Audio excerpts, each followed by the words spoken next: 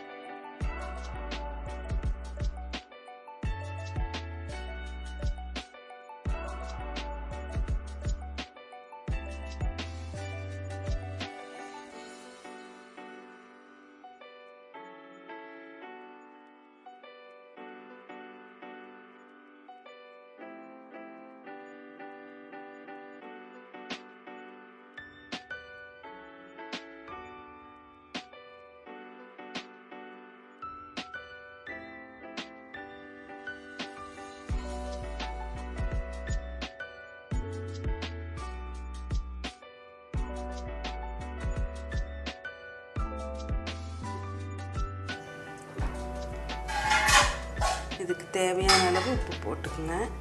நீ நல்லா நொறுக்கட்டி வந்தது இறக்கிட்டுங்க. அருமையான கிராமத்து ரசம் ரெடி ஆகியாச்சுங்க.